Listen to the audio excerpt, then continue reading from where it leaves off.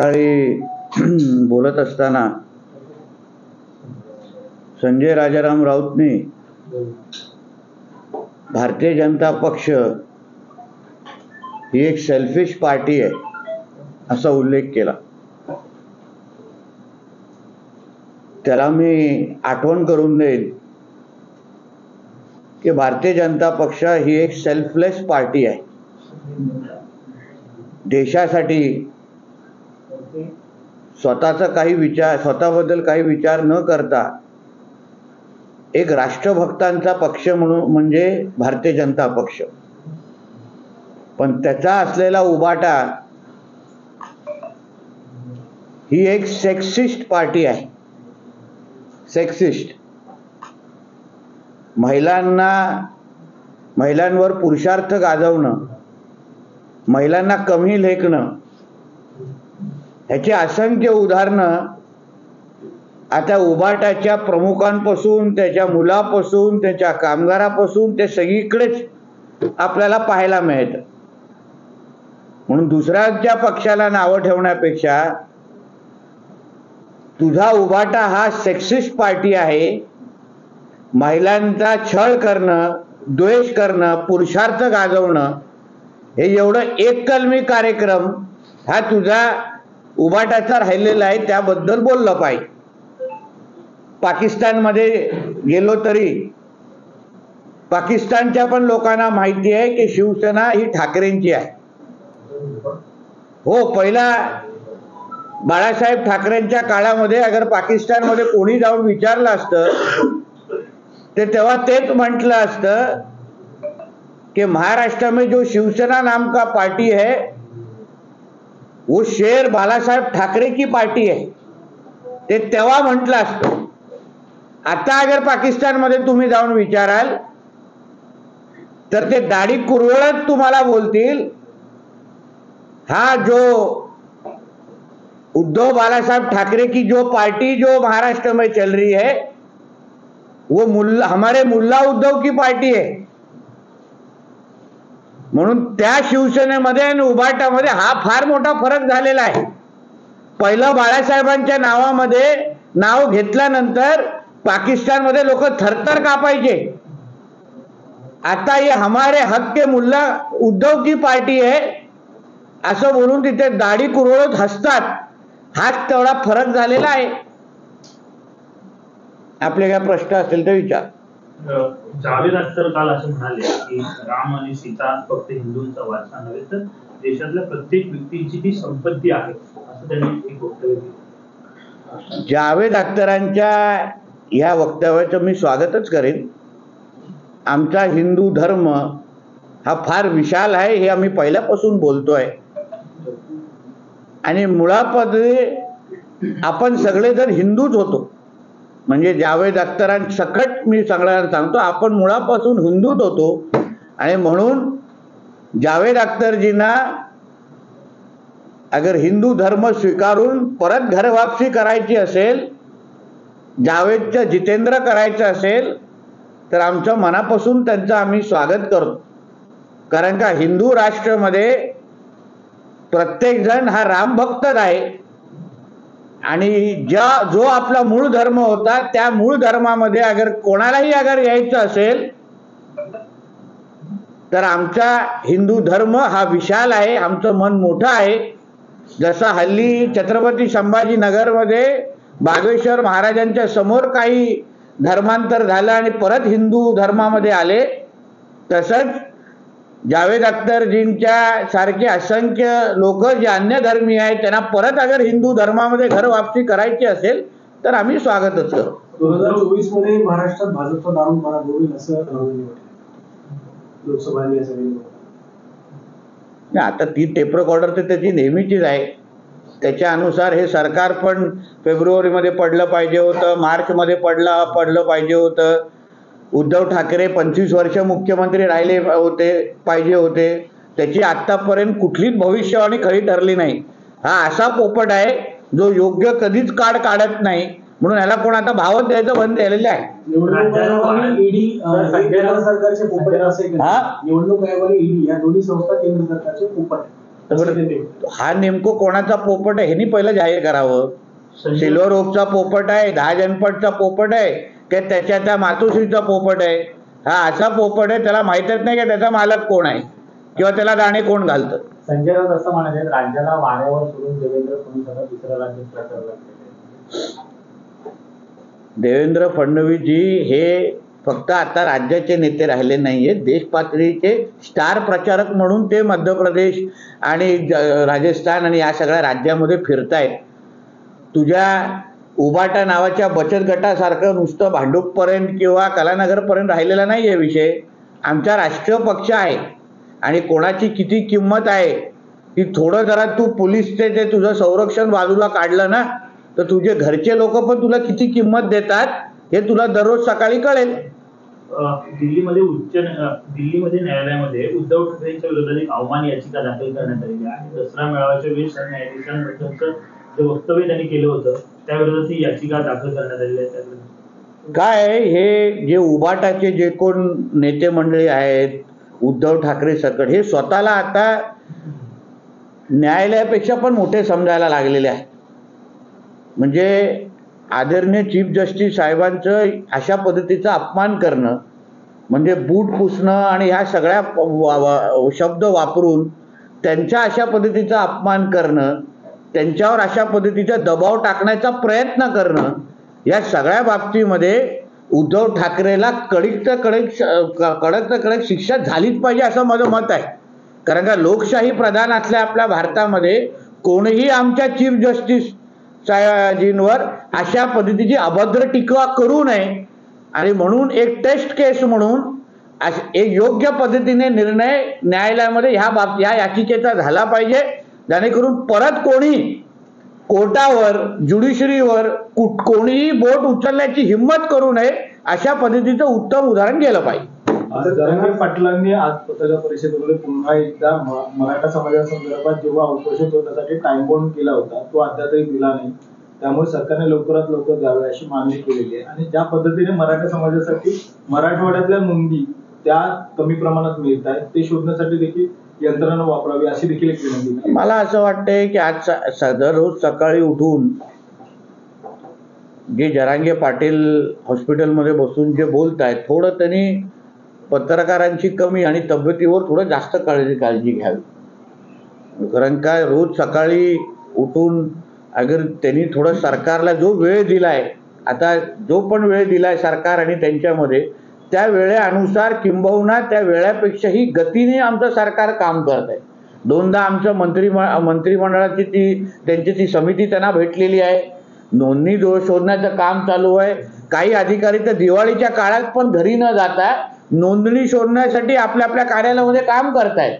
म्हणून चांगल्याला चांगलं म्हणणं जे माणुसकीचा धर्म आपण जे स्वीकारतो त्यानुसार जरांगे पाटलांनी तब्येतीवर काळजी घ्यावी आणि सरकारला जो वेळ दिला त्या वेळेनुसार रिझल्ट देण्याची संधी द्यावी.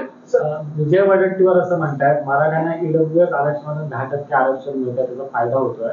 मात्र जरांगे पाटलांना हे समजायला हवं ते राजकीय सगळ्या गोष्टी करायला पाहिजे. जरांगे पाटील ते म्हणाले ईडब्ल्यूएस मराठ्यांना जे आरक्षण आहे त्याचा खूप फायदा होतो, मात्र जरांगे पाटलांनी जी मागणी केली आहे ती राजकीय. आता शेवटी ही अगर त्यांची भूमिका असेल तर त्यांच्या मत मराठा समाजाबद्दल विजय वडेट्टीवारजींचं काय आहे हे त्यांनी मंत्री असताना पण खूप वेळा प्रदर्शन केलेलं आहे. म्हणजे त्यांनी थेट सांगितलेलं आहे की मी फक्त एका विशिष्ट जातीचाच मंत्री आहे, मला अन्य कुठल्या जातीचं काही लेणं देणं नाही.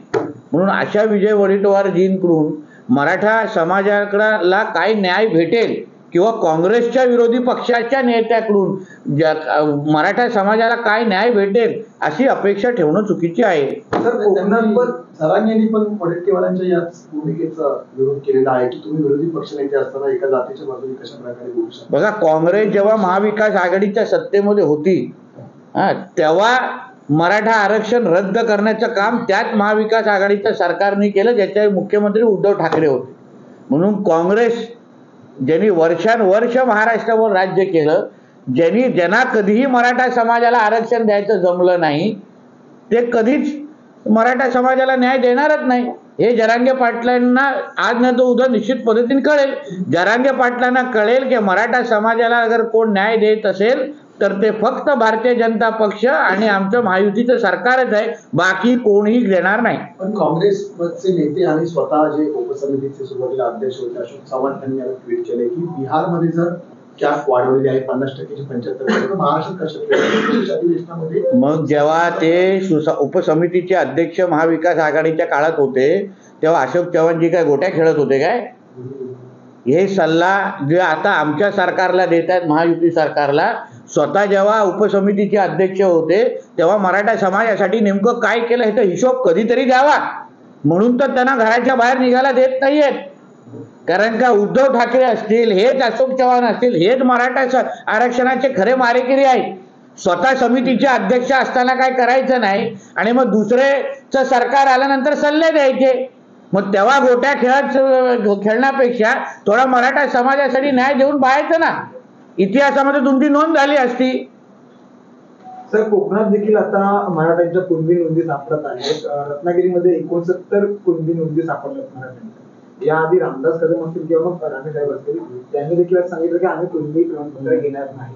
त्याचा कोकणात देखील एक लक्षात घ्या, जे कुणबी सर्टिफिकेट जे शोधण्याचं काम जे मिळाले, ज्यांना कुणबी सर्टिफिकेट घ्यायचे ते घेतील ना.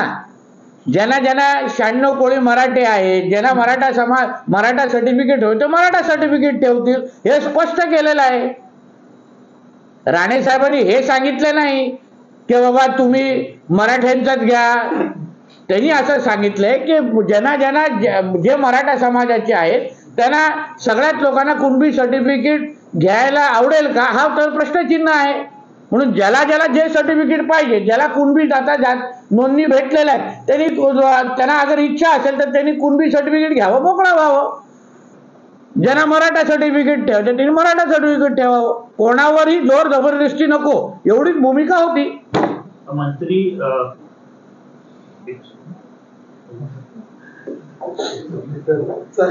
दिलीप वळसे पाटील जे आहेत त्यांनी शरद पवारांची भेट घेतली आहे. वेगळा चर्चा ज्या आहेत ते राजकीय सुरू आहे. मला असं वाटतं की काही नाती हे राजकारणाच्या पलीकडे असतात. म्हणून अगर दिवाळीसाठी अगर कोणाच्या नेत्यांना अगर भेटले असतील तर मला असं वाटतं सगळ्याच गोष्टी राजकीय चष्म्यातून पाहू नये. आदित्य ठाकरेंनी असं ट्विट केले की माझ्या एका ट्विटची दखल सरकारला घ्यावी लागली आणि बेस्ट कर्मचाऱ्यांसाठी संप जाहीर करावा लागला. एका माझ्या ट्विटने मग माझ्या आदित्य ठाकरेला आव्हान आहे, विनंती आहे किंवा सल्ला आहे की एक ट्विट त्यांनी दिशा सालियानला न्याय मिळावा, सुशांत सिंगला न्याय मिळावा असं पण करावं. जेणेकरून ज्या पद्धतीने त्यांच्या एका ट्विटमध्ये एवढी ताकद आहे तर कदाचित त्यांच्या एका ट्विटमुळे दिशा सालियान आणि सुशांत सिंगला न्याय मिळेल. आम्ही त्या ट्विटची वाट पाहतोय. एक कुणबीचा प्रमाणपत्राला नोंदणी शोधत असताना मराठा कुणबी आणि कुणबी मराठा शिवाय इतर ज्या जाती आहेत, जे मारवाडी कुणबी, येळम कुणबी, अशाही नोंदी आता सापडायला लागलेल्या आहेत. त्यामुळे मला वाटतं का की कुठेतरी आता हे वेगळ्या दिशेने प्रकारे जात जात प्रमाणपत्र वाटतं. असं नाहीये. एकदा हे सगळं सर्वेक्षण झाल्यानंतर नेमकं सरकार उपसमिती कुठल्या निष्कर्षावर पोहोचते ह्याबद्दल आपण संयम ठेवला पाहिजे. शेवटी जे आपल्या आता ह्या सर्वेक्षणामध्ये आपल्याला जे समोर येत आहे त्यानंतर सरकार काय भूमिका घेते, समिती काय भूमिका घेते, ह्या सगळ्यावर विचार करून मला वाटतं ह्याच्यावर बोललं पाहिजे असं माझं मत आहे. हिंदी में जानना चाहेंगे सर, नीतीश कुमार 2 दिन पहले असेंबली में महिलाओं को लेकर एक आपत्तिजनक टिप्पणी करते हैं. कहीं ना कहीं इंडिया जो ब्लॉक है उनका सबसे प्रमुख नेता माने जाते हैं. किस तरह से देखते हैं आप इसके? किसी तरह की निंदा नहीं की गई है उद्धव ठाकरे की तरफ से ना? नहीं, इसका यही अर्थ होता है कि जो नीतीश कुमार जी ने बिहार के विधानसभा में कहा उससे उद्धव ठाकरे जी और इनको जो पार्टी है या शरद पवार जी की जो पार्टी है उससे वो मत से सहमत है. जिस तरह सनातन धर्म का अपमान करने के बाद डीएमके का कोई भी निषेध महाराष्ट्र से किसी ने भी किया नहीं, ना उद्धव जी ने किया, ना शरद पवार जी ने किया, ना उनके कांग्रेस के लोगों ने इधर महाराष्ट्र के किया. इसका यही अर्थ होता है कि जो नीतीश कुमार जी ने कहा है वो इंडी अलायंस की भूमिका है, उससे सब लोग सहमत है. मतलब देश में हमारे माता बहनों के बारे में इनका क्या विचार है, इसलिए तो मैंने उबाटा को सेक्सिस्ट पार्टी बोला है. क्योंकि जिस तरीके के अगर नीतीश कुमार जी के इतने अभद्र टिप्पणी के बाद अगर आप उनकी निंदा नहीं कर सकते, मतलब आप उनके शब्द से आप सहमत है। जावेद अख्तर की स्टेटमेंट को किस तरह से देखते हैं? उन्होंने कहा हिंदुओं की वजह से लोकतंत्र अभी तक बरकरार है और कहीं ना कहीं प्रभु राम सभी के। जावेद अख्तर जी के विचार अगर सभी हमारे देश के मुसलमान भाई अगर स्वीकारे तो हमारा देश जल्द से जल्द हिंदू राष्ट्र बन जाएगा और बनने के लिए उस रास्ते पे चलेगा। हम पहले दिन से यही कहते आ रहे हैं कि पहले हम हिंदू है, सालों साल अगर आपने पूरा इतिहास निकाला तो पहले हम हिंदू है और उसके बाद ये सारा कुछ ये सब बाकी सब धर्म आए हैं। तो अगर किसी को भी फिर एक बार अगर आप अपने घर वापसी अपने हिंदू धर्म करनी होगी, अगर जावेद जी को अगर जितेंद्र बनना होगा तो उनका धर्मांतर करने के लिए हम तैयार है। अभी ही छत्रपति संभाजी नगर में एक मुसलमान का हमने हिंदू में उनका धर्मांतर किया है बागेश्वर महाराज जी के सामने। वैसे ही अगर कार्यक्रम लेके अगर जावेद जी को भी अगर घर वापसी करनी हो तो मैं खुद उनके लिए बड़ा कार्यक्रम अरेंज करूंगा। उन्होंने अपने साथ ज्यादा से ज्यादा मुसलमान भाइयों को साथ में लाके उनको वापस हमारे हिंदू धर्म में लाने का कार्यक्रम वो ले ले और उसके लिए उनका जितना अगर उनको ताकत देनी है वो ताकत देने के लिए हम तैयार हैं। अशोक चौहान ट्वीट करके ये कहते हैं तो अगर 75% बिहार में अगर होता है, 65 को उन्होंने कर दिया, 10 को ऑलरेडी WS है, तो ऐसे में महाराष्ट्र में क्यों नहीं हो सकता? आने वाला जो मानसून विंटर सेशन है उसमें भी विशेष तो हमें भी अशोक चौहान जी को पूछना है कि आप जब भी 2.5 साल आपकी महाविकास आघाड़ी की सरकार थी, उद्धव जी मुख्यमंत्री थे, आप खुद वो उप समिति के अध्यक्ष थे, तभी आपके उद्धव ठाकरे के सरकार ने इस तरीके का कैप 75% तक क्यों नहीं लेके गए? आप तो तभी आपके पास सारा अधिकार था। अभी जब भी आपकी सरकार नहीं है तभी आप इस तरीके की सलाह देने की जो कोशिश कर रहे हैं, मगर आप जब भी वो पोस्ट पे थे तभी आपने मराठों के बारे में, मराठा समाज के बारे में ऐसा कुछ भी नहीं किया जिस बारे में हम आपका सत्कार कर सके।